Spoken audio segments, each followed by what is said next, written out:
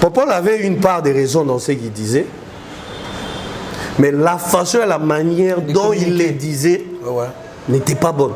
Donc, on n'est pas obligé de venir à la télé pour nous regarder au lac Sabat, pour faire la chronique musicale culturelle, tu dois être documenté. Tu dois savoir ce que tu fais par rapport au plateau. C'est là où j'ai condamné Israël Mutombo. Faire déjà Bandaka Lazardian à moi problème, il y a communiqué, il y a promotion. Il va faire un concert le 30 et le 29 octobre dans le stade de Marty pour la première la génération de Bondé Baya Kiwana. Limbisanga, toi, sur l'époque, JB n'a pas raté. On a une époque à JB n'a pas raté. La tendance actuelle, la jeunesse actuelle, c'est la musique que Fally Ipupa en train de faire. Bin a filé au début à Bandaï bien. À BBC Makasi. Nani? Non, Bin a filé à BBC. Batika bato ba pembe na bango yanzala. Des gens sont bien là ba lobby amen. Non. Fabregas aujourd'hui à Bandaï bien. Mais Lelo il se retrouve l'orchestre Monument en Europe sans bas musiciens.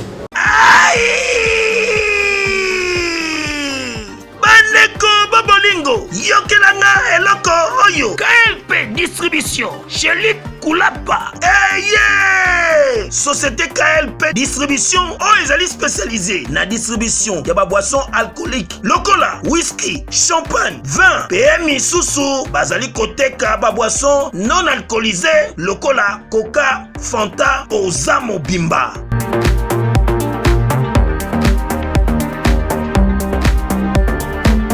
Zomi awa l'île de France, oyo bazali kosala distribution partout. Mingi penza awa na l'île de France, livraison ti bisika nyoso kolinga. O na salle de fête, o na ndaku, o na dépôt, bisika tout okolinga. Ozamo Bimba. Benga bango na numéro oyo 068 54 17 740. Société KLP distribution chez Luc Koulapa. Yango nde fandisi masolo ya spécialité distribution ya boissons alcooliques pe non alcoolisées.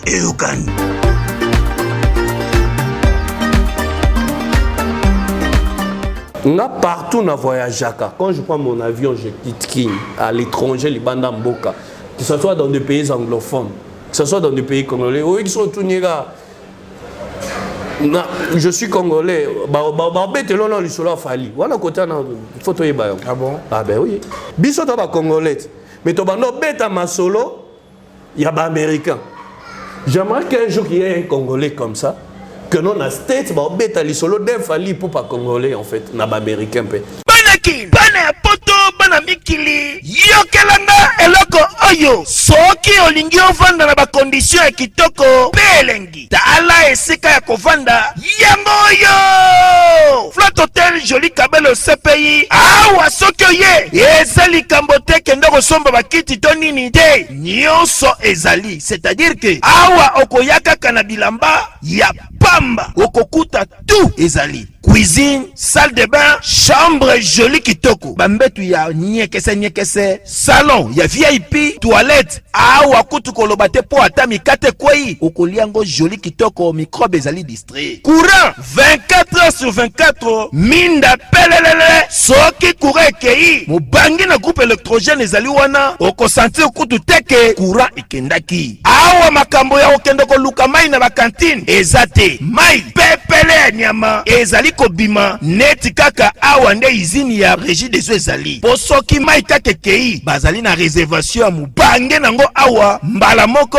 ekomi kobima joli kitoko boko sentir kutu teke mai awa ekangami. Awa bazali meme na bar na bango oyo bato ya libanda bakotaka te. Flat Hotel Joli Kabelo CPI ezwami na avenue Bula numéro 115 quartier Adoula na commune na Bandalungwa. Référence Église Mangembo. Na Flat Hotel Joli Kabelo CPI nyonso pepele neti kaka na film. Et j'ai compris maintenant que ma réponse mususu insolente. Il y a pas de musiciens sont poussés par des questions que le journaliste pose. Il y a des musiciens na plateau. Aux autres nae moi si il y a moninga nae mususu. Qu'est-ce qu'il a à voir? Imagine-toi, ça fait plusieurs années. Oazé quoi Lobani à l'époque. Ngai dans son an Kofi Kolonzambe na ciel ba nani ba okutana. Est-ce que le ba okutani?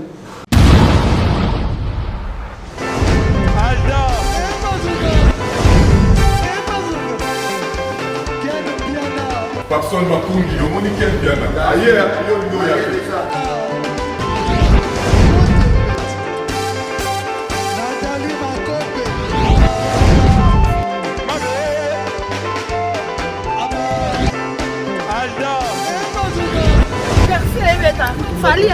Bateau là qui a un mot donc Malamboué qui me vient.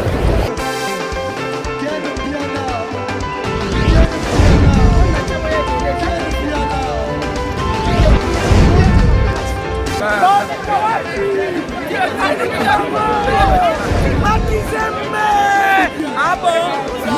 J'ai donné mon conduit. Ouais. Ah, ouais. This is London.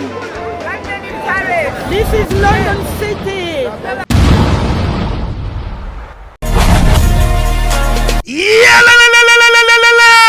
Après confinement, réouverture, Yanganda Taba, chez Djongade, Awa, Bokokuta, Biloko Nyonso Bolingaka ya Kotumba, lokola ntaba ya kitoko pe elengi, soso ya kotumba, ngulu ya kotumba, poaso ya kotumba. Esengeli koyebake, chez Djongade, bafongolaka kobanda mokolo ya mardi, ti dimanche. Awa nde sika ambiance ezali kolala, adresse ezakaka se moko, chez Djongade, weekend, boza deja ya kosepela, chaque vendredi, bobanda kozwa Suzuki Luzub 4x4. Yende muta kosepelisa bino na ndenge ya kosakana te, oza kulia, oza komela, oza kopina. Pe chaque samedi, ekobanda kozala nde CNN, Alligator, na ba artiste mosusu. Bako banda kosepelisa bino na makinu ya defwa te na bakunga ya kosakana te. Et puis, chaque dimanche, sombele suka bisanga, ndebo kozwa les grands chanteurs. Emile alias de Mingongo, yende muta ko palola awa, boko sentir betue ba ou différence yena. Malolo.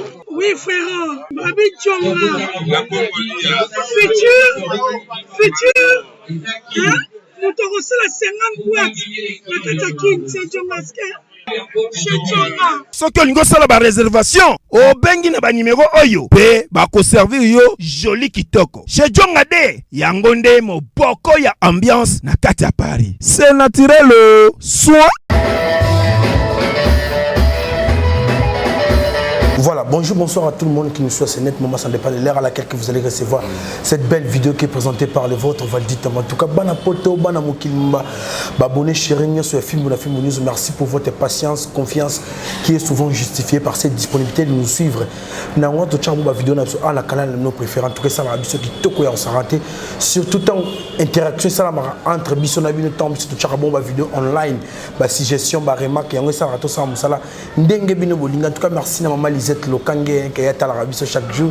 N'a pas fermé, mais tout maman il get nous, on a des clients sur la Sanganabo, na kata restaurant Yolo Ezo, na Dallas, pas maréchal Souveillé, ça n'a pas de miso na ngambo ya Bruxelles, qu'on a précisément na Molenbeek, pas ya papa na biso, boss Placide, et bien en tout cas, bagno sur la Sangana, na kata restaurant. Business class na pesi bino mbote bana poto bana mokimba après avoir ça ba tourna ba parcours na vie prophète Kinshasa les nazuli bino vraiment mutu ya mayele c'est un journaliste vraiment à Sarah Moussala ndenge elongo bani il s'appelle Carlos Moudjaï avec nous allons peindre la situation concernant Maïnio avec le maman sur la toile ensemble avec MPK Tetskana saluer pour commencer notre communication. Bonjour Kouloutou. Vadim Tamboué. Merci beaucoup. En tout cas, bonjour Nabalandi Nonyoso. Yo déjà façon c'est là Moussala, c'est pas pour rien qu'on a habité Fonaya. Yo je dois quand même te félicitations. Merci. Tu sais quand on commence bien, aux anakati il y a Moussala Oyo. Basala n'importe quoi, désordre, quel dont ils ont reçu Moussalaté, comment mingi théâtre. On comprend. Biso landa tous appelés natin Rolanda, mais yo sala no théâtre, yo so yamina artiste au sala Moussala comme il se doit. Toujours le kandé bato bon, on sent qu'il y a même moi background désolé. En tout cas, merci pour l'invitation. On a CP Livrement. En tout cas, merci, je suis flatté vraiment. En tout cas, tu as bêta kama sur l'actualité, tu as bêta maïnio, c'est ali koleka bongo. Mais avant toute chose, tu me 6 ans depuis disparition, papa Nabiso, papa Wemba. Moi, l'air tient mon que conseil à Nabiso. Ah, Papa Wemba vie beaucoup. Loana Azaki pire vie Batunyoso. Pire vie Batunyoso. Lui, c'était un monument vivant, tel qu'on l'appelle. Les lots, il faut nalobe la Papa Wemba. Donc, c'est-à-dire Ngongana temps et au lieu Bisso Moulaï, on n'aura pas vraiment le temps de détailler ces monuments vivants là, parce que Moutoune Tinga ici n'a forgé carrière nanga lelo. N'a pas début nanga parce que ce total il est déjà à peu près na 20 ans de carrière. Depuis la banda presse na Congo en fait. Et parmi ces 20 ans là, dans mes premiers pas, la chronique musicale, parce que na banda à l'époque na TKM, na rédaction à l'époque déjà, donc c'est-à-dire j'étais étudiant et j'étais en train de combiner les deux à la fois. Mais ce balobi na chronique musicale parce que j'ai eu le temps vraiment de faire la chronique musicale à la télévision avant ma internet et ça na Congo lelo. Mouton na yamba liboso pendant une émission élaborée où il y a Pesanga vraiment tant parmi les grands artistes, les grands musiciens, c'était Papa Wemba à l'époque. Vous savez, au Nao classe normal, mon côté chronique musicale pour avoir un grand musicien déjà à l'époque, les acquis facilités. Si. Alors pour prouver vraiment que non, tu es devenu grand, parce que j'avais une émission Étoile de la semaine qui passait sur 10 chaînes na Congo. Alors, je dis bien 10 chaînes. Et il y a 10 chaînes en émission, c'est-à-dire émission, il y a 1h30 du temps. Et dans cette émission-là, il y avait des rubriques où il faut qu'il y ait revivre na batonanda ou na bango. Donc la star a mis sa vie au ya Menaka, au cours de téléspectateurs, comment à vivre à Nanda ou pas naï. Et cette émission-là m'a fait découvrir tellement d'artistes, entre autres Moutoua Liboso Andima, sans condition, na bengi téléphone, na nga moko na bien na téléphone. Ils connaissaient déjà l'émission, c'était dans mes débuts, je ne recevais pas des grands. Au grand pouce, on a permis de grand parce que repé so chance à l'époque, parce que tu devais confirmer ce que tu faisais. Mais papa il m'a accepté cette émission-là. Imagine-toi quelqu'un, ça c'est, on a expliqué, Bolam où il y avait un biso baï baraté. Tu fixes un rendez-vous à un grand comme Papa Wemba. Émission, non, il faut les canaux. 14 heures. Il faut alungwa aya plateau. Donc c'est-à-dire dans cette kenda déjà pas naï, tout ça les rubrique nion sur émission pas naï, mais fallait que aya na plateau pour tout bando lancer ba rubrique autres aïe dans cette émission. Les gens qui connaissent beaucoup cette émission là ils savent. Alors, lever beaucoup tous un rendez-vous na au émission banda 14 heures. Pour Nangaï qui n'était que dans mes débuts, naïbaki non nous salons on est alaté. Lever à Yelanga na plateau na 13h30. Parce que imagine-toi, il y a un boule que tant qu'il y a un musicien, il y a déjà sur 14h, il y a 15h parce que c'était une émission qu'on enregistrait, une agence, un jeu de record à l'époque. Mais il y a aussi une idée, vu à 15h, au patient osé là. Même si Bosso n'a pas été que via Zara ponctuel à Ramondé les côtés. Le vieux a comme Langa Valdine à 13h30. Non, on a celle à ta plateau. Et quand il vient me dire, ah, tu vois? Donc il fallait vendre sa vieux ou le cao fait un parce que Bino Bokani Saraboui. Bah tout à Yagi n'a pas payé là, je salue Oyazaki na Senado, le grand frère Yacha Ingenge à l'époque. Il me dit Carlos, tu dois faire attention quand tu invites Papa Wemba, s'il accepte. Donc c'est-à-dire avant yo. Alors faites attention prochainement. Le vieux m'a dit ça. Natira leçon morale ya vieux, natira leçon ya vie. C'est pas ce que je comprends. Il y a des gens qui étaient des gens, il y a des artistes qui étaient des artistes, il y a des stars qui étaient des stars. Papa Wemba fut un star. Il avait une personnalité. Il savait respecter quelqu'un. Il ne faut pas oser la soki nengeni pour respecter yo. Non. Quand tu as un rendez-vous de papa avec Papa Wemba, soit Ebicho, heure telle. C'est-à-dire que ça heure. Au combien pas n'a n'apporte annoncer yo. À quoi mais son apporte était aux élatés. Non. Il te respecte. Que tu sois qui? Au côté, Bouvandi, à Yambio, on te sert ce que tu pouvais servir. Depuis Wana na banda carrière, ti le vieux beaucoup la koufa. Ti na ela eba marché na vie. Ti to sola, ti na memela eba tout. Jusqu'à aujourd'hui, natikala au monde a sous musicien netiété. Il fait un grand. Et ça, papa Mbakoufa, on a constaté, peut-être remarqué qu'on avait un monument qu'on négligeait dans ces pays. Ça, c'est le Congo. Ouais. Ça, c'est le Congo. Le long Marambamisé Belé Baosa, le long Bazobete la Batolo. Le vieux a fait ça déjà avant. Le vieux faisait ça déjà avant. Album Mobimba. Il y a la musique comme nous, le hip-hop, R&B, tout ça là et tout. Le vieux a ça là, Le vieux bêta dans de grandes salles, dans un festival où il n'y avait pas la communauté, où il n'y avait que de blancs. Dans la salle, il y avait beaucoup la tonne. Mais ce n'était pas un vieux qui disait moi, Zobeta Tolo, rien. Le vieux était humble, il était calme. Le vieux était bien avec tout le monde. Quand il te voit, il te considère. Il sait que ça, c'est Valdi. Il te met à ta place. Et ça, on a perdu. On avait perdu pour chuter. On avait perdu un artiste. Paix à son âme. En tout cas, merci. Paix à ton âme, Mangokoto, grand prêtre. Tu as évolué dans Bisso. Tu as eu une nouvelle moyenne qui t'a dans la communauté. Tu as mis le secteur socio-culturel. Tout le monde, bon, après 11 ans, il y a divergence d'opinion. Félix Oazé, quoi, Kofi Olomide, ensemble, tout le monde va photo de circuler. Bon, na ba raison, on a un message à bon, on a attaqué, bah compatriotes non, mais je suis vu, lundi, Marlène Kassanga, leader, je la salue à outil qu'on publie, identifier même pour me montrer ça, tout ça et tout. Vous savez, notre musique n'a pas besoin de polémiques pour évoluer. Est-ce que votre baby polémique vous avez la state dans les États-Unis à l'époque? Babano bêta dans ma c'est biso comment ça la polémique à l'époque les États-Unis c'était au Saliga papa baboma ba Tupac baboma artiste belé. Il y avait des polémiques graves.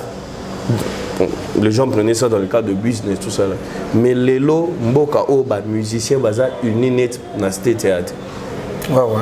Les lots sont monés par Dr. Dre, Puff Daddy, donc tous ces gens-là, ils ont un label, bango. Le jeune talent, ils sont là pour promouvoir bango. Aujourd'hui, ils sont là pour promouvoir tous ces jeunes talents-là, en fait. Mis ensemble, ils font des choses ensemble. Et c'est la force, c'est l'unité, c'est l'union qui fait quand même la force d'un pays. Et le jour que nos artistes congolais vont comprendre que les polémiques n'ont plus de place, c'est le jour où musique n'a plus. Nous avons une musique qui est enviée partout. Les gens n'ont jamais compris ça. Le jour où ils vont comprendre. Imagine-toi, ça fait plusieurs années. Oazé quoi Lobani à l'époque. Est-ce que c'est pour vous montrer que de rancune, séparation, ça n'a rien à voir. Oazé quoi travailler avec Félix Oazé quoi travailler avec Kofi Olomide à l'époque. Félix Oazé quoi écrit beaucoup de chansons à l'époque. Félix Oazé quoi n'était pas encore musicien. Mais à l'époque, c'était Kofi qui chante. Il a écrit des chansons avant qu'il ne soit musicien. Paul Lelo dans la chante. Kofi a okuta biso, Oazé quoi okuta biso ça déjà prêtre dans Mboka. Non, c'est pas ça. Oazé quoi déjà prêtre parce qu'il écrivait déjà pour le papa Wemba. Ouais. Il y a des gens que les gens, avant de faire la musique, il faut connaître la musique en fait. Il écrivait déjà pour le papa. Et l'écriture, comme Oazé quoi écrit une chanson, ça c'était une tête pensante en fait. On se comprendre. Kofi Olomide reconnaissait la force de Oazé quoi. Mais à l'époque, comme il y avait des polémiques, on ne savait pas quoi faire, on ne savait pas quoi dire. Période où il faut faire polémique pour on dit. Quelque part, il faut reconnaître les polémiques à l'époque, il y a bango. Mais les lots, on n'a plus cette place-là parce que Bavier va comprendre que ce qu'on y a des polémiques. Un petit innocent, un petit gaz maouite, on a tenté. Mais par Makambongo, peut être un tourbillon dans la communauté, et ça, les musiciens, surtout, biso ba pandisango. Mais, Valdi, c'est ça que la question faut se poser. Est-ce que Moutoutou a bengabi ou pandisango? Il faut se poser aussi la même question. Parce que s'il faut un maillot lélo, je ne veux pas philosopher, on est dans une émission en train de faire l'analyse, mais dans le philosopher in profondeur, parce que des fois les gens peuvent me traiter pour un aigri, pendant que je ne sais pas, c'est que je vais envier chez les autres quelque part. Mais il y a logique, mais ça la biso est mon thème ma passe quelque part. Parce que sur 8 ans, au quotidien, on se comprend. Au yekoli, au yebi oso maîtriser musala oso sala, au sala ba bêtise, musute osa buzo ba musute. Mopanzi sango azanani. Mopanzi sango s'il faut limbo lango na lingala. C'est un journaliste. Et en français, c'est un journaliste. C'est qui un journaliste? Un journaliste, c'est quelqu'un qui part à la recherche d'une information. À quel look à information. Tant qu'on a information, on a soit à 8 ans, on est la deuxième partie à journaliste, à 8 ans de traiter l'information, les traitements de l'information. Balobité, vous avez l'information, pas na télé, tu dois avoir le temps de traiter cette information-là. Et quand tu la traites, après tu la diffuses. Pas ni bâtir traitement en katikati. C'est-à-dire qu'il faut que ya malamu. Pour la kisana bato bazolanda parce que bazolanda yo bazobate. Bazabato mayele. Et ça la zoba mtoalanda, ça mtoamayela olanda. Mais selon déontologie à musala, il faut topé ça respect na bato na bazolanda biso. Mais so ba bengo mopanzi sango. Oye oyambi invité na plateau parce que votre bébé va sa chronique musicale comme ma guerre mais chronique musicale comme ma guerre na mboka o papa. Donc journaliste a comme star collègue invité naï. Si. Journaliste a comme ça la bras de fer na invité naï. Donc mon pays sango selon moi, c'est la personne qui respecte déontologie nyonsoana. Mon pays sango selon moi, c'est la personne qui traite une information parce que quand on voit journaliste, on voit information. C'est ça d'abord le mot clé. Parce que s'il faut définir information, on va voir une information. C'est un événement qu'un journaliste va chercher après avoir donné la forme. N'est-ce pas ce que comprendre? Et l'ingi kolobaboui. Information, il y a une information. Heureusement, sur la diffusion, il faut passer en forme. Et moutoua information, c'est un journaliste. Journaliste, c'est un moutoua outil dans l'école, il y a formation. À ne pas confondre avec ce que nous faisons aujourd'hui. Pour la journaliste, il faut une école, il y a formation. Vous comprenez? Oui. Après, on n'est pas bien journaliste. Mais aujourd'hui, n'importe qui peut se permettre. Ailleurs, comme journaliste, c'est mis micro, bon, on a ça sur mon pas. Mais quand tu as hier, c'était normalement c'est nos coins là. Oh, ça en internet, les abrutis, mais tout le monde a fait Nangambuna Bino, bateau Bakenebe, classe, Bazana Katskuna, Moussa, tout le monde en pôle net, l'autre moni, Ndekonayo, Popol Moupassou, on a PC Mbote Skazali. Il y a une émission au Wapi, Kouloutunanga, Israël Moutomba, Magibongo, la émission Ferregola. Batunyonso, pour la moni Ndekonayo, ça qui vient contre abi mon delo a memela ke mission yango te tuna ba question monsieur na moi et ça la moi pena bien te et c'est là qui pena que ça l'émission net c'est émission nul quoi n'habiter à vue on partageant la Popol Moupassou là. Je connais Popol, je connais Israël. Oui. OK. Ouais. Parce que toi, dans les médias, dans Mboka, on a travaillé dans ces pays, on connaît tous ces gens-là. Bateau, Baebinga, Carlos, rien à voir. La bloc constitutionnel, j'ai suivi Popol. Popol avait une part de raison dans ce qu'il disait. Mais la façon et la manière dont il les disait n'était pas bonne. Vous avez tout ça comprendre. On n'est pas obligé de venir à la télé pour nous regarder au lac Sabat, ou n'engue biso toi danger. Pour le bagua danger, il faut bateau et bazakuna balobino que yoza danger. Je ne sais pas si tu comprends ce que je veux dire. On n'est pas là pour vanter nos prouesses. Nous on est là pour faire le travail et les gens qui voient jugent le travail en fait. C'est comme ça que ça se passe. Popol devait avoir, moi, partiment, mais je sentis qu'il avait l'arrogance dans ce qu'il disait. Et moi, je n'avais pas aimé. Moupassou, là, je salue, c'est un frère, il le sait, mais j'ai senti l'arrogance dans ses dires. De l'autre côté, Israël Moutombo, excusez-moi, Sango, qui a reçu Ferré, dont je félicite courage. Aujourd'hui, dans la politique, dans Mboka Oyo, Moutombo, c'est quelqu'un qu'il ne faut pas négliger. Vous avez peut-être ça comprendre. Oui. Moutombo, c'est quelqu'un qu'il ne faut pas négliger parce qu'Israël a prouvé de quoi il est capable dans la chronique politique. Israël a bangisi par rapport à l'actualité politique de l'heure. Soit il est invité dans le plateau, d'abord il est sans complexe. C'est que les autres ne font pas. Attends, il y a un binani d'abord que l'on a complexe et il pose des questions brillantes, des questions qui choquent des questions de l'heure. Vous avez peut-être comprendre. Il est doué dans ça, dans le domaine politique. Mais domaine culturel, socio-culturel, il y a musique. Il y a des gens qui font cette chronique-là. Et pour faire la chronique musicale, culturelle, tu dois être documenté. Tu dois savoir ce que tu fais par rapport au plateau. C'est là où j'ai condamné Israël Moutombo. Il y a des questions là, que tu rejoins Moupassou. Oui, c'est là où j'ai rejoint Moupassou. Pourquoi? Parce qu'il y a des questions qu'on poser musiciens dans plateau, en fait, quelque part. Parce que quand nous faisons une émission, il y a ce qu'on appelle un cahier des charges. Un cahier des charges, oui. Le cahier des charges né d'Arabie Sopoto, limite dans l'émission et Zanine. Bato va faire dans le que ngai Valdi soit Yambi Carlos, basola likambo tel dans cadre ya cadrement ya cahier des charges na yo.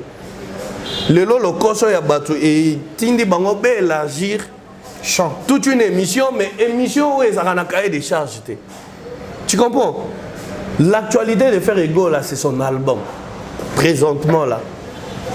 Comment album na Dynasty.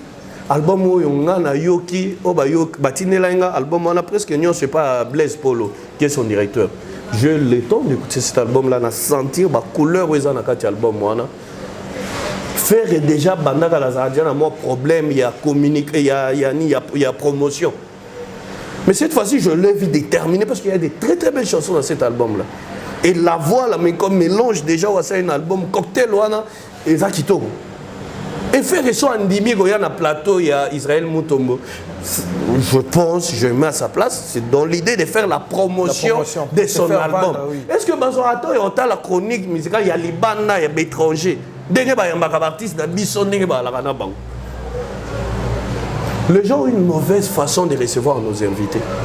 Artistes musiciens, si on les reçoit dans une émission de chronique musicale, c'est pour leur promotion d'abord, c'est pour le valoriser. Et ça, comme la guerre, il y a un musicien na plateau. Aux autres, moi aussi, il y a Moninga Nae Moussoussou. Qu'est-ce qu'il a à voir? C'est par là que je condamne Mutombo. Moi aussi, il y a Fali Poupa Nana Ketchup. Ayego Sala Nini na émission ya Ferry. Et Ferry avait raison par rapport à sa réponse. Comment ngai na remis une émission na promotion na beta ma solo, il y a moi aussi, il y a collègue nanga qui est sa vie privée. Intelligemment, Ferry a répondu qu'à Yebi était. Mais pourquoi les gens doivent condamner Ferry parce qu'à Lobby a Yebi était? Mais non. Est-ce que Ferry parlait de sa femme s'il y a avec les gens dans le plateau? Non. Pourquoi Ferry doit parler de la femme de Kofi de Fali? Je ne trouve pas l'intérêt. Et j'ai compris maintenant que ma réponse Moussoussou insolente. Il y a pas musiciens sont poussés par des questions que le journaliste pose. Je ne sais pas si tu comprends quand même quelque chose. À la limite, pose-lui la question de ses concurrents. Et il faut savoir des tournures, il faut savoir quelle façon tu peux poser une question. Moi, dans la classe, Valdi. Quelle façon tu peux poser une question à un invité pour ne pas les choquer? Il y a des questions qu'on appelle des questions brûlantes, des questions qui choquent. Il faut avoir des tournures pour poser ces questions-là, pour mettre ton invité à l'aise. C'est pas tout le monde que tu dois appeler journaliste. Et surtout, tout le monde a un terrain, tout le monde a un musicien tel là, tout le monde a raté. Tout le monde a un musicien, tout le monde a un innocent balou. Mais à l'école, c'est le même plateau. Na suka sangwa za na ripiki na tumbo satma boka tunye fo olobi na biso ake ozo sa l'effort so pe o égaler so Fali. Moi les petites questions à épicier ouvertement que ba bêtise on a olobi amoto. Est-ce que ça comprend? Et ça gaffe nene. Excusez-moi le terme. Aux agafes le lo kotinga na ba fesse na ça émission na moi relax le lundi na la boulot kotinga na boulot t'as compris. Et ça gaffe. Et bazo recadrer aussi koyo. Et pas il y a artiste que où tu as une bêtise et tu n'as même pas répliqué parce que ça gaffe. Je sais pas si tu comprends en fait quelque part. Israël Mutombo alias Sangou, je te salue, bravo pour ton travail. Sur le plan politique, tu n'as pas de concurrent frère. Tu fais très bien ton travail. Dans l'impartialité, tu reçois tout le monde.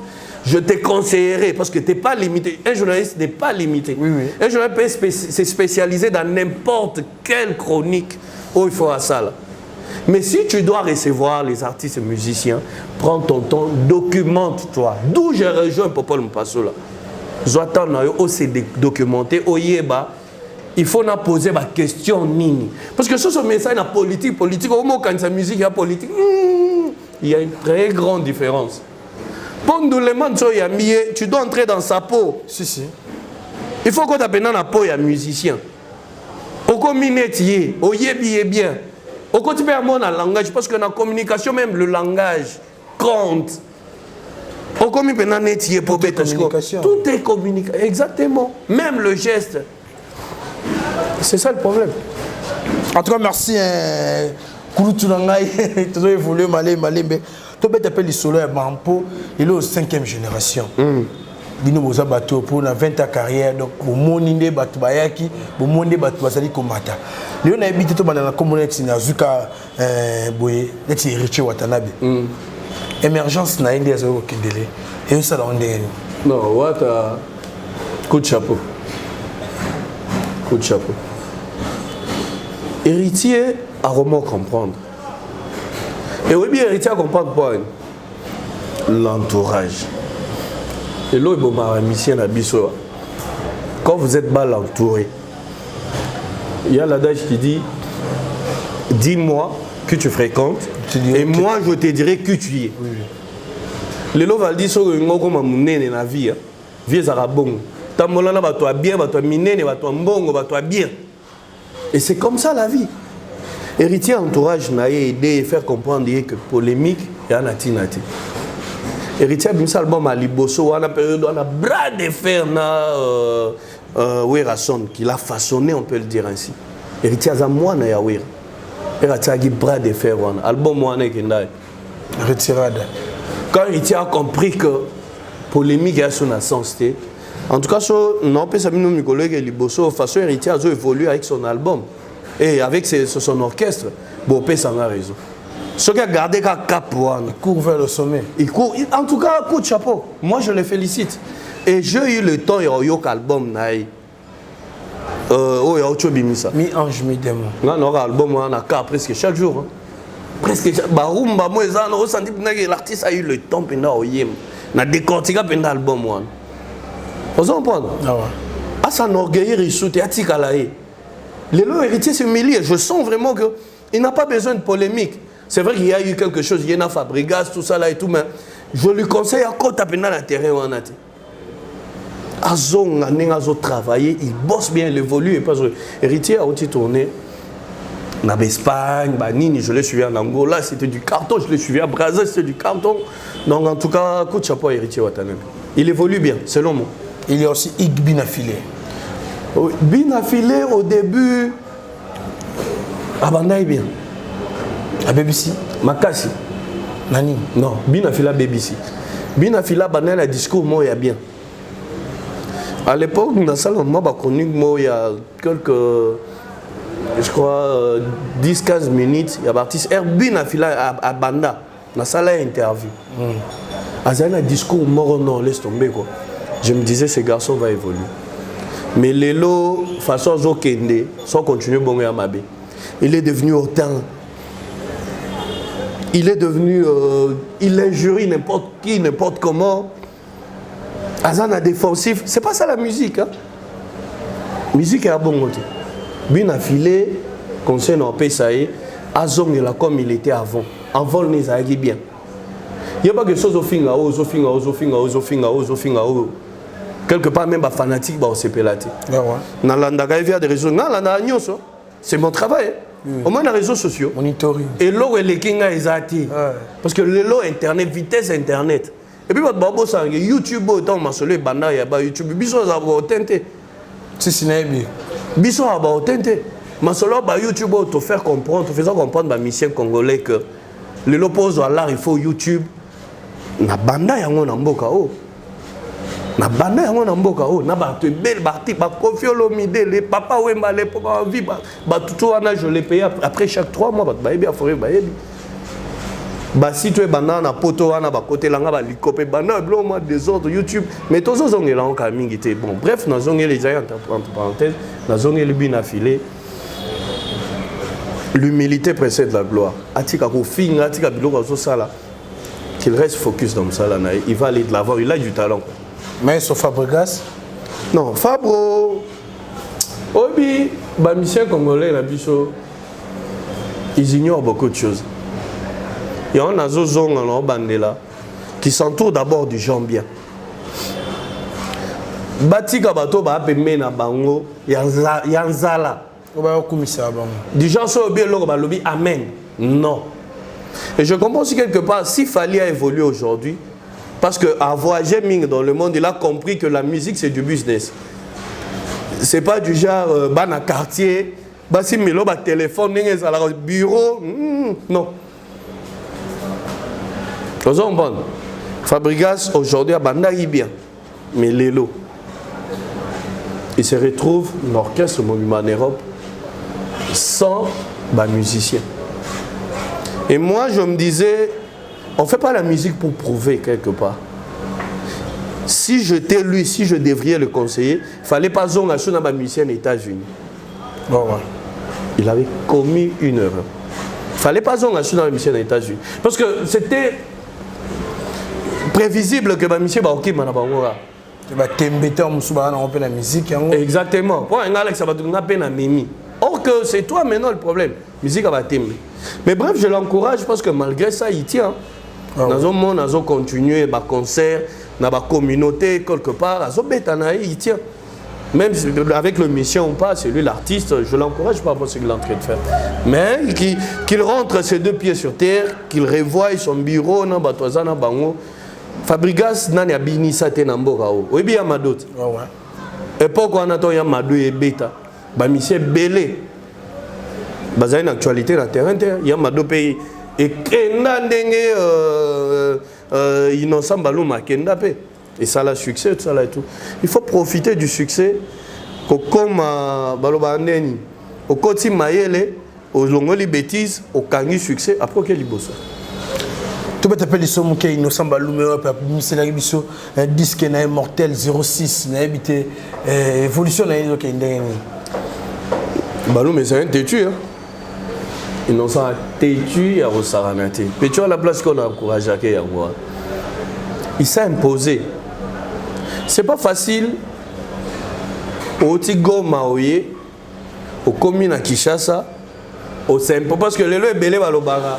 C'est parce que innocent babé maoni je wana salaya je concours à vous de comme superstar les salaya combien ba sala je wana ba gagner combien ba édition est abonné au ga bango sous ba sous à part Fiston Mbouyi que je vois aussi côté musique gospel les restes ngatika lo mona soit ta monter mais innocent balume avec la détermination et le savoir-faire innocent to ya ga zara bien zara poli zara poli. Mais on comprend que les Kinois, ce sont des gens qui sont même qui politesse, qui sont rien ici.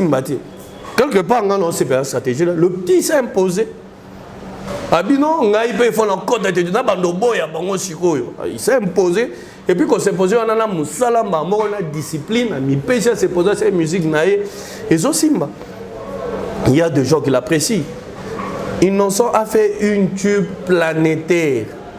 Yopé. Yo mona ba chinois bazo imba yo pété. Qui n'a pas vu Innocent, il a fait une tube et il traverse ça voire même. Et les petits azana n'a pas potentiel et belé. Et si continue. Mais ça n'est quoi ça a été? Non, on a compris que Petuana a rendu qu'on répondre sur il va provoquer. Si moi j'ai compris. N'a pas côté Innocent non c'est pelaté tu t'es né wana fois ça et ça non. Selon nga na moni fois ça non. Parce que ba monera moi muke. Et que ba kino ba se pelaté mutu mo utaki ne ba lo ba utimboka oye o kanisa Kinshasa lipeko ya na nzete. Oui. Ayo lo li pané na nenga ki tu t'es na moi je trouve que ça va pour na Innocent. Là où Fally nous défendre les lobbies sont congolais, on doit être fiers des Fally Poupa. On doit savoir qu'on a un grand qui nous défend à l'extérieur du pays. Biso le tout le monde a fallu dans Mboga on est il vaut rien. Tika. On a partout dans voyage Jaka. Quand je prends mon avion, je quitte King à l'étranger, les bandes Mboka. Que ce soit dans des pays anglophones, que ce soit dans des pays congolais. Oui, ils sont tous nègres. Je suis congolais. Bête là non, ils sont là Fally. Voilà côté na photo y bayo. Ah bon? Ah ben oui. Makasi. Fallait imiter qui trop. Les longs on s'appelle un jour dans Mboka Oyo, aucun États-Unis, n'a pas américain. Je dis bien pas américain. babeta lisolo Fally Ipupa.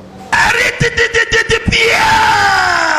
Yokelanga eloko oyo. Restaurant business class VIP Bruxelles. Yeah.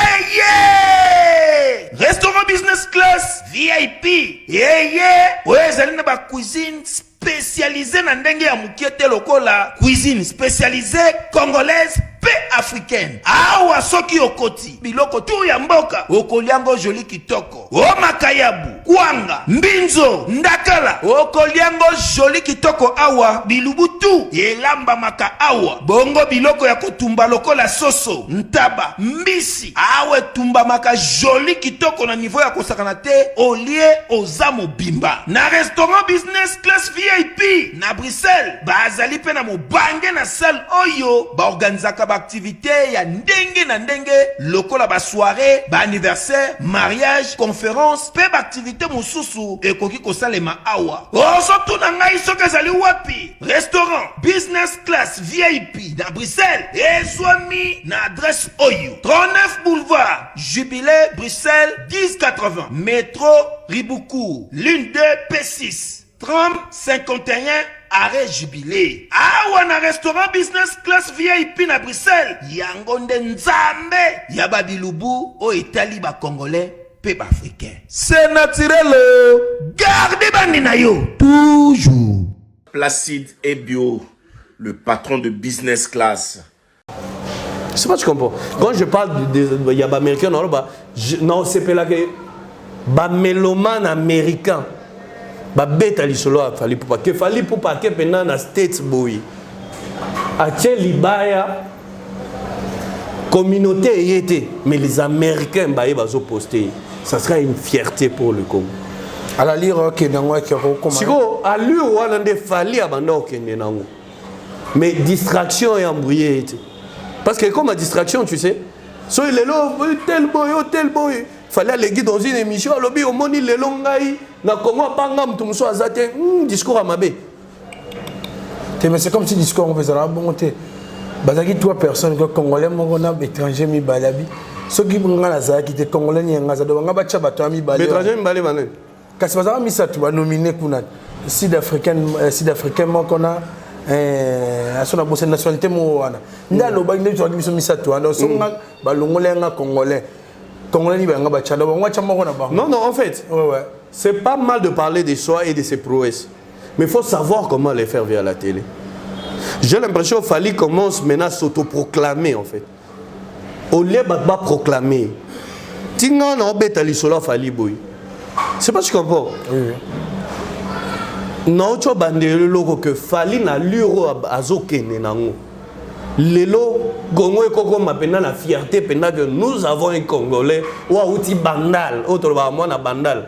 Na beti le solo Gims, na beti le solo d'ajouter. Pour Bango, c'est l'Europe en fait. Oh ouais. Nous avons un Congolais, moi na bandal qui nous défend. Tu comprends quand même ce que je suis en train de dire. Lelo sur le plan africain. Quand ça rentre au beta le solo Fally, bah au liayo. Fallait des fans, il y a des millions de santé. L'Europe n'en parle même pas. Mais je ne veux pas que ça reste seulement dans la communauté africaine. Je veux que ça puisse s'étendre sur le plan international. Que le lot fallait à Gominetti. Au moins, on va sur Michael Jackson. On va sur la Puff Daddy. Biso américain, biso à l'époque quand on grandissait, on rêvait de la musique américaine. Toujours bête à solo, Dr. Dre, Snoop Dogg, bête à solo, il y a P. Diddy, à l'époque, Maze, et les autres. Biso t'as congolais, mais tu as bête à solo, il y a américain. J'aimerais qu'un jour il y ait un Congolais comme ça, que non à States, bête à solo, d'un Fally pour pas congolais en fait, n'a pas américain. Merci. Il va faire un concert le 30 et le 29 octobre dans le stade de Marty pour la première génération de Bondé Baya Kiwana. Il y a des chances au PC. Nani Fally. Est-ce que Fally, il faut appeler ses chances? Non. Fally pour pas handicap. Fally, c'est un gros. Et faire un concert dans le stade des Martyrs, je suis convaincu que la génération actuelle, l'immissan à toi, sur l'époque, à JB n'a pas raté.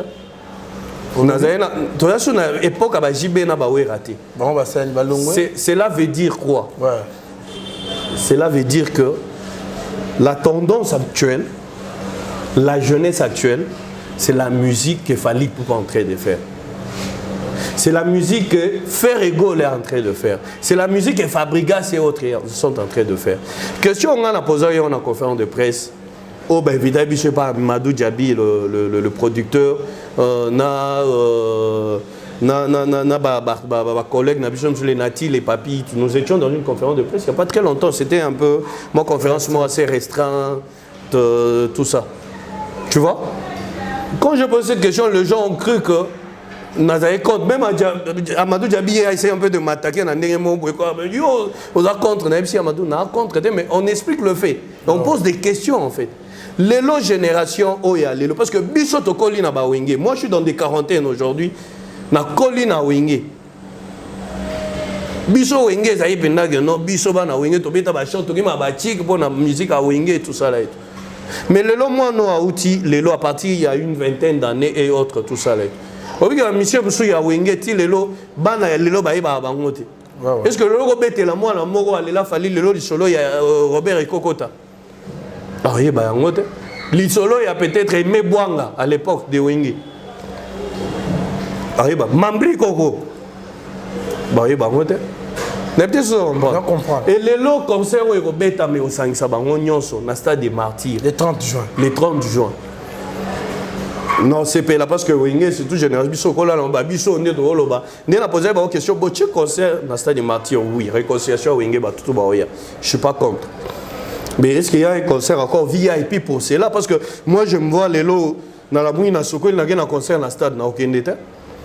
Pour moi, on a vu Wenge très bien. Il y a Kalana, Bachan, il y a Kalana, Bakala, il à l'époque des chansons. Ça là, il y a vu Wenge, on a les lots.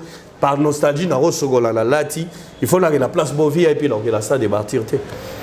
Mais le lot fallait soit concert dans la salle de Martyrs, on dit ça. Pour un fan, on a émission Warrior dans le jour où on a la tête. On ça la pleine. Il va faire Wenge Bako raté. Tolobite que Bako raté. Mais il faut passer la promo. Dans la salle de Martyrs. Dans la place VIP. Ah! On a maintenant dans la show. Bande Kimbuta Baroya na ébisio. Sco stade des Martyrs, il faut passer la promo. Pour Nanini parce que je me vois ma génération na biso bena boye OK au côté stade des Martyrs sous public bena boye, je sais pas. Bana maison mère oui baza bana BCBG baza ba fan ya parce que il faut toyer boto et honnête que na Wenge na minute il y a que wera et bene ba na population bena. Ah ouais. Hein? Les restes, on en a évité. Bon, voyons voir, mais on leur souhaite une bonne chance. Et c'est une très bonne chose. Une très très bonne chose. Réconciliation Wenge, oh, une très très bonne chose. Les lots, en tout cas, félicitations. Na Madou Djabi, en tout cas, dans la conférence, ils n'avaient pas si mal à souffrir. Mais ce cas sur les lots, il y a un album en cours. Ici, Nani.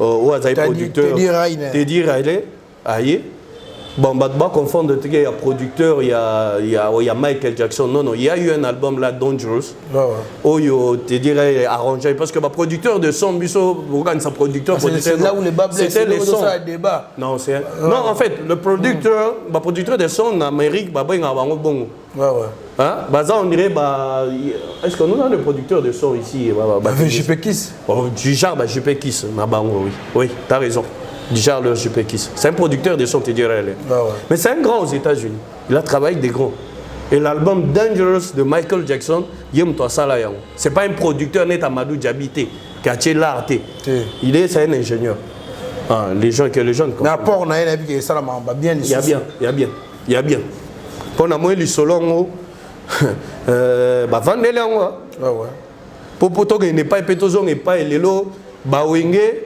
na terrain ba Wenge na terrain ba ngoma so ba ngoma boire plat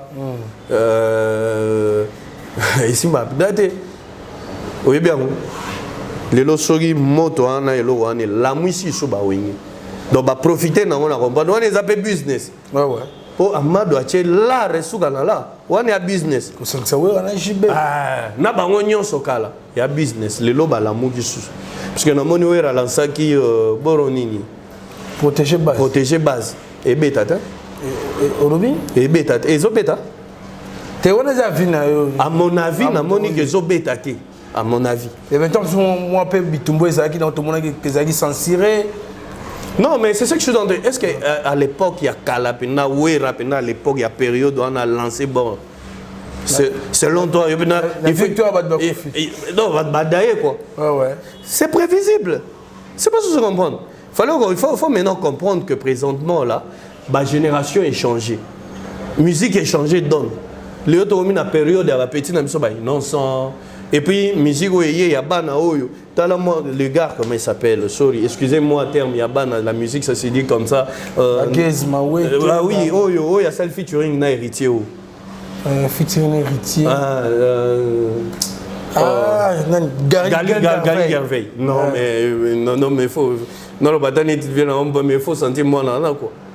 Il faut sentir Zembo, quoi. Nalandaki, bango na concert mo ba yema héritier, on a bandi Zembo. Il y a un Kofi à comprendre et biloko wana. Obi Kofi aussi la te point. Poza maele. Tant le bon pardon. Mais ce qu'on on sait sur l'article c'est comme Kofi Olomide. Na casquette na ambassadeur nyonso. Obi biso doit reconnaître ma valeur. Somme to Kofi, c'est ça le mal au Congo. Tozelara mto kufa poto betele maboko azalaki il était vieux beaucoup la zalaki awa. Oui papa mbaromai avant kufa. Soit bêta ba concert awa ba plein de jus na plein OK boy écoutez ba baete ba marché boy ba pesa vie avant Koufa il y avait des choses qui marchaient presque plus chez beaucoup mais jour vient beaucoup la Koufa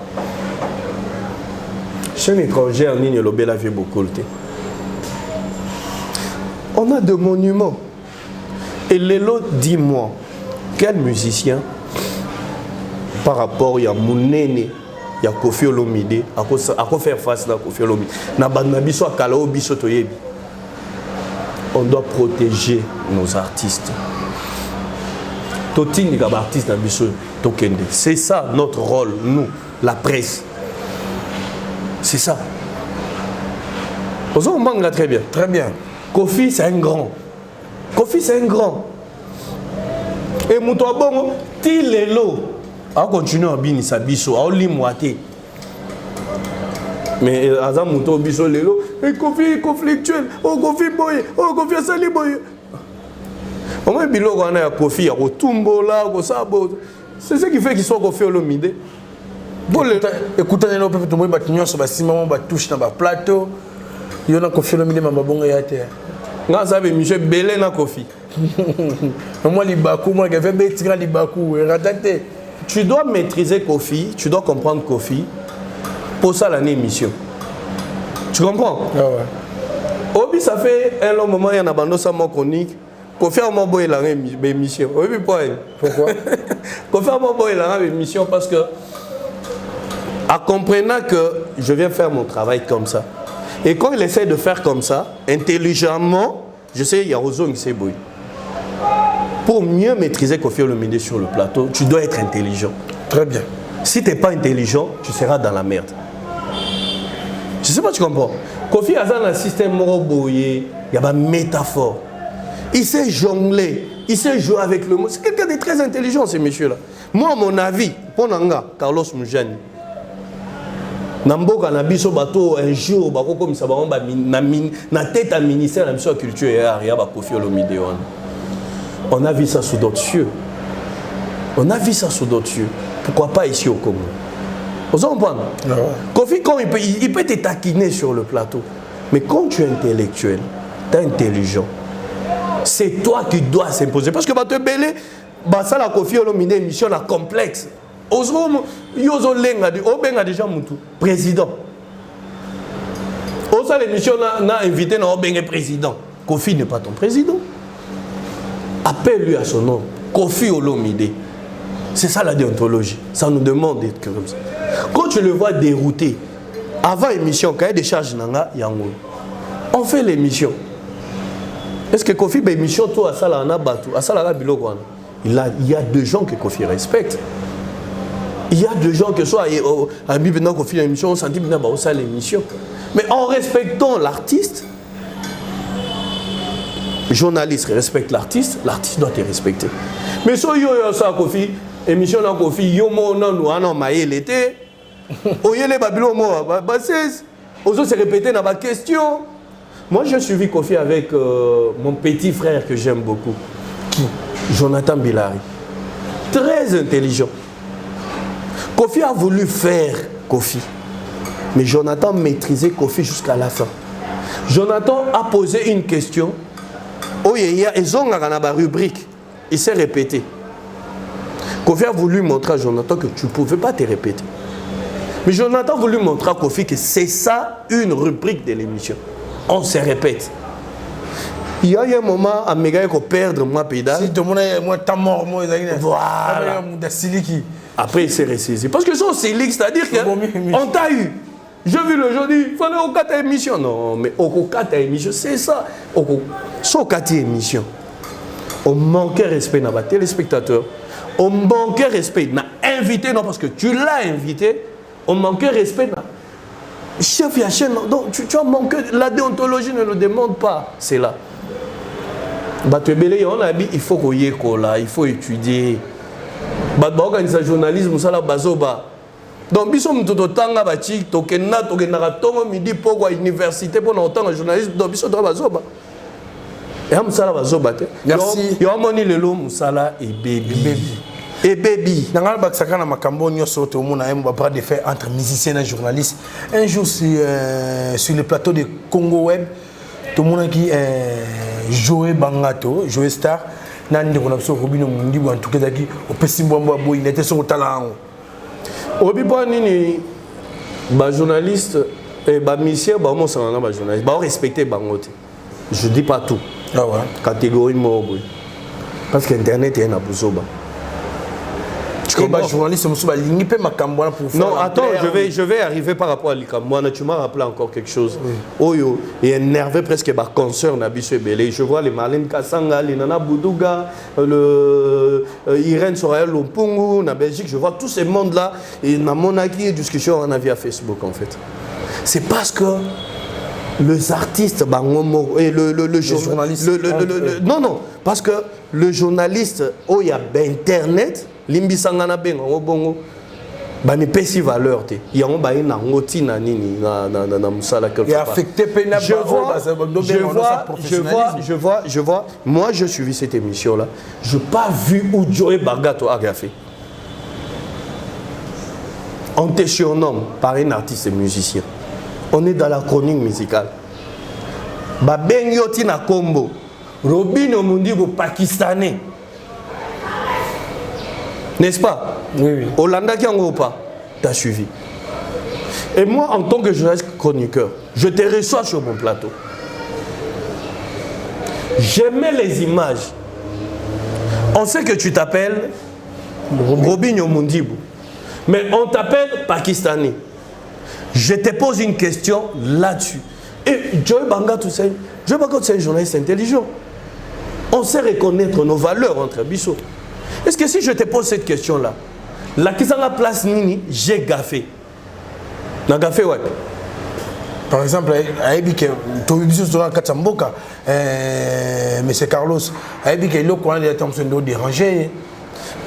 Si ça te dérange, qu'est-ce que tu vas répondre? L'invité a droit de refuser qu'on réponde à une question. Et ça droit n'a eu. Tu peux refuser, j'insiste avec des tournures. Pour Narobi Misayo, Obi va te belé, va imiter Polem Kendi, mais en mal. Je ne sais pas si tu comprends. Oui, oui. Il y a des questions, il y a des sous-questions, il y a des questions tournures. Mais dans mon sens, Monique invité ne veut pas ça. On passe. Mais dès la première question que Joe a posée, insolemment, impoliment, au Monisco communauté, moi, manqué. Pourquoi manquer du respect à quelqu'un? Quand Joey Bagato faisait la chronique musicale dans ces pays, Robinho Mundibu était où? La première question. Quand Joey Bagato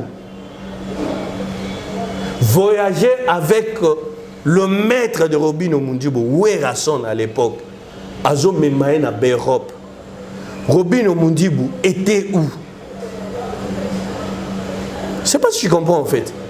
Les artistes musiciens pas tout, doivent apprendre à respecter le journaliste.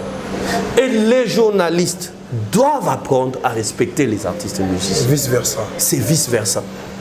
Parce que sans artiste, le chroniqueur, bon ça l'a salaté. Sans le chroniqueur, le musicien, bon ça l'a pas salaté. On se complimente en fait. On se complète plutôt, allais-je dire. On se complète. Mais là, en tout cas, tu as un message. Je condamne Robinho. Ah ouais. Oebi, kokanisate que sozo ça la succès les lots au commis au-dessus de gens. Je vois pas le succès. Robinho encore au début. Toute cette nouvelle génération, les Kenyon Sobayo, non les bandeli. Les bandeli. Biso tout ça va connu na Congo à l'époque il n'y avait pas de YouTube. Obi to bando ya babanai. Kofi, JB, Wera, Papa Wemba, Montana Kamenga, à l'époque on a reçu ces gens-là. Et Lelo c'est une autre génération. Parce que nga na mutu na nga na ovanda te nazo rêver nazo nga susu na koniko na bando sala kala. Pour Lelo son ami musicien, on peut ça combien? Biso ça tout ça la émission à l'époque que musicien moi sollicité émission. Azo tuna yo. Pour garder l'émission en étoile de la semaine, pas ébi que banda yo ça la promotion. Bando la madinga ba ébi. Biso bano fouti sa émission pendo yebo et penda au kange espace mais nga ba futa nga déjà na musala na agence place na bando sala. Ba réalisateur Lelo ba travailler na bango Joaquim Maluma mon ami de abi makamtolo ba oyo. Émission succès on ça. Biso to bando le kana banzela Kinshasa au bana ba Hollanda biso na basima. Na le gadia na 7-8 chaînes. Na ça a la publicité au le ga ba Hollanda yo. Mais ba succès wana ezaki ya que to na ba responsabilité to balaté, to botaté, il n'y avait pas l'internet quand on faisait succès dans ces pays. To ana banaté aux yeux l'arbre, la jeunesse. Ba folini to sala bamboka ote. Mais lelo on est responsable. On a grandi.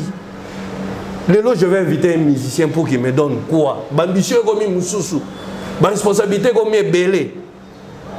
Je ne sais pas si tu comprends ce que je suis en train de dire. Ah ouais. Alors les artistes au baé lelo, ils doivent quand même respecter les gens qui ont vécu. Net quand tu mets Joey Bangato, Robinho Mundibou, il n'y a pas match. Joey a vécu dans la chronique musicale de ces pays. Il lui devait du respect sur son plateau. C'est comme ça. C'est pas la première fois. Il paraît que Afinga Nani Gloria Hollandi. Oui, parce que les Aïbilo, on a bino, nebo, mais ça, on a internet, tout ça. Aïbiso, sous ça, on a finga yo. C'est quoi l'éducation? C'est quoi cette éducation? Sous ça, on a finga yo. Tu peux dire ça sur un plateau de quelqu'un qui t'a invité? Oui, il peut être énervé, oui. Mais tika public, il va répondre carrément à ma question. Tika public est jugé. Valdi, c'est comme ça que ça se passe. Après, merci. Oui, merci, vraiment merci. Mais tu sais, ça que on a vu ce cloutou n'angai joué banga, tu as vu congédié définitivement au sein de l'entreprise Congo Web. Il est remplacé par Gabana Bassel et des choses au moni messager. Oui, oui. Mais selon Larry, la bataminari, pour tout qui on n'est pas battu vraiment la bête il sera rimé mais selon Larry, Makambouana Nde, ouais Robinho Mundi, mais celle qui est balongola, je vais bangato musala. Pour après mission, qui désordre les Canara Kuna. Vous savez, hein, la personnalité ne s'achète pas. Très bien. D'habitude, c'est comprendre. Oui, oui. Les gens qui me connaissent savent que Naï, ceux qui ont ça, on est lié à un contrat. Tu es mon chef, là, je suis subalterne. Le contrat qui nous lie, c'est de travail. Tu me rends un service, je te rends un service, mais dans un respect qui est mutuel. D'habitude, c'est comprendre. Oui, oui. Mais quand tu viens bafouer à ma personnalité, pour Nanga, tu as la lipa non. Nanga démissionnant. Na ba place on na sala. Lettre de démission peut d'abord na côté ici.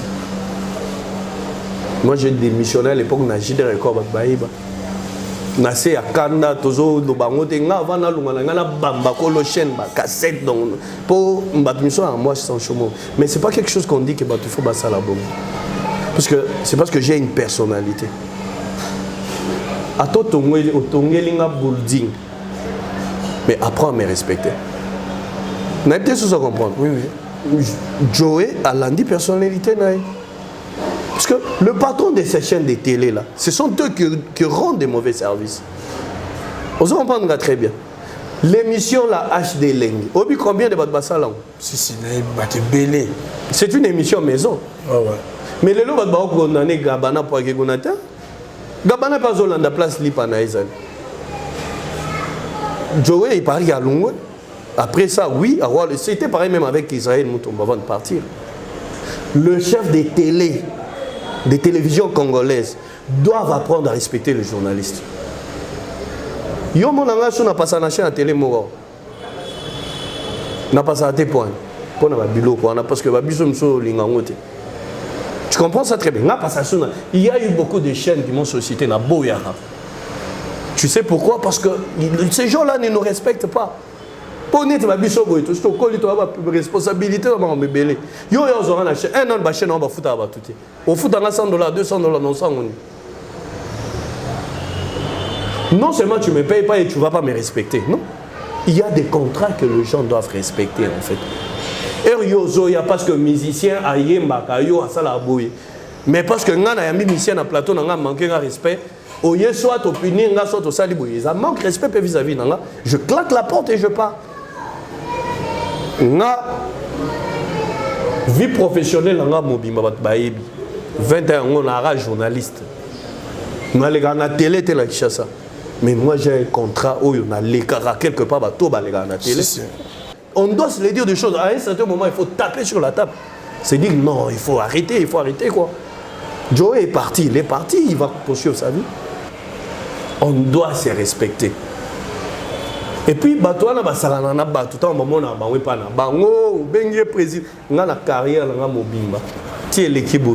Aucun musicien, je dis bien aucun. Tant que poto ba parce que biso do sala biso do sala connu. Exactement. Je dis bien aucun musicien ne m'a jamais vu. Au soit da bengue au président jamais. Aucun, je dis bien. Aucun musicien. Quand tu te respectes, les gens vont te respecter. C'est comme ça. Et voilà.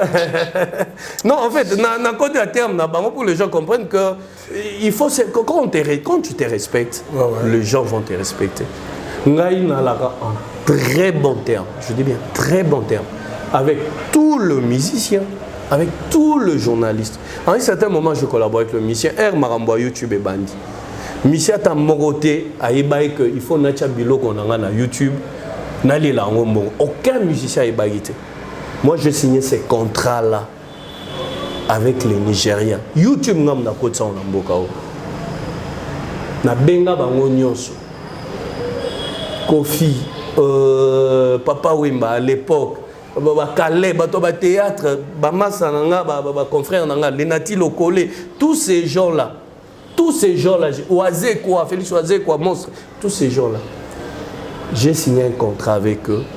Na fongwe la bango ba chaîne YouTube. À l'époque, Moutata mon côté, tout nani Ken Piana.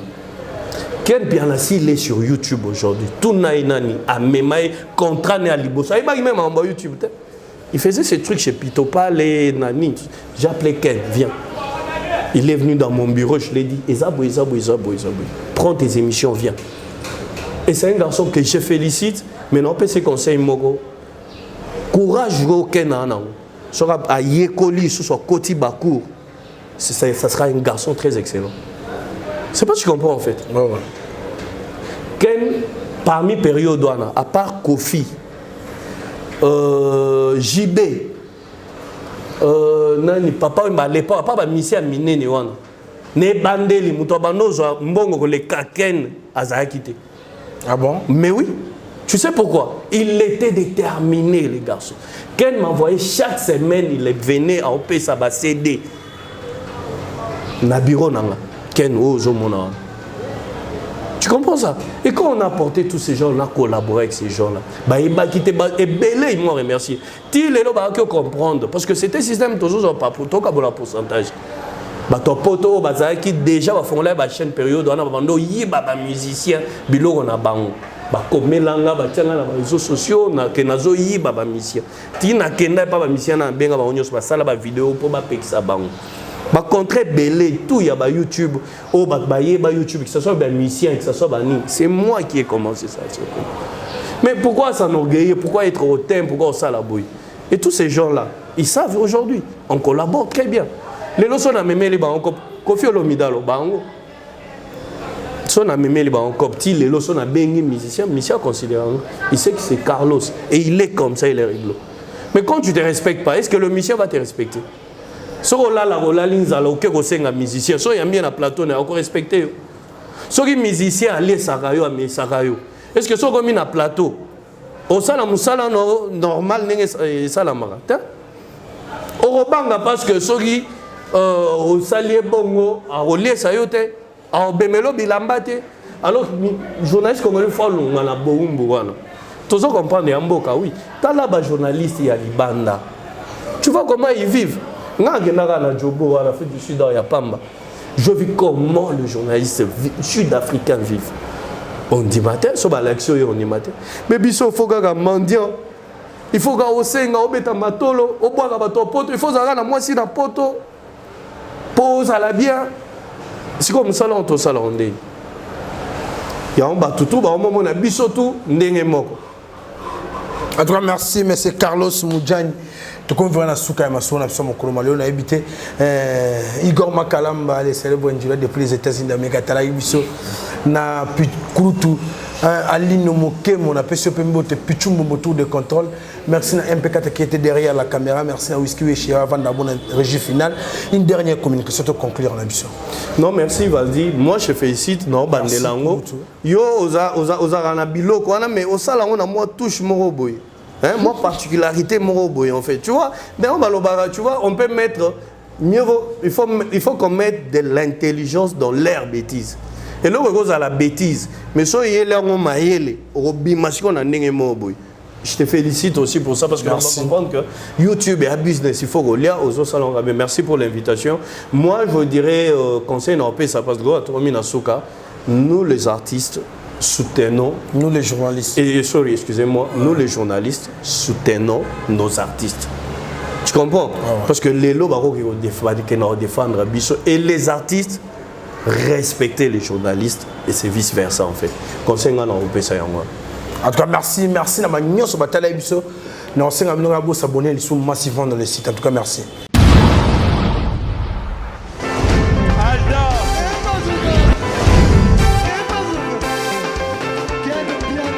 Papson Makungi, le monde qui bien. Ailleurs,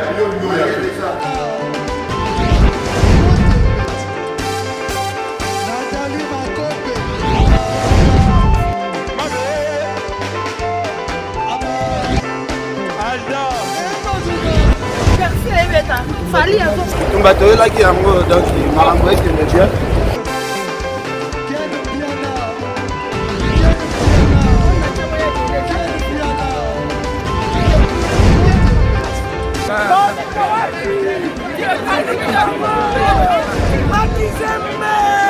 Ah bon? J'ai des mon conduit. Ouais. Ah, ouais. This is London. This is London City.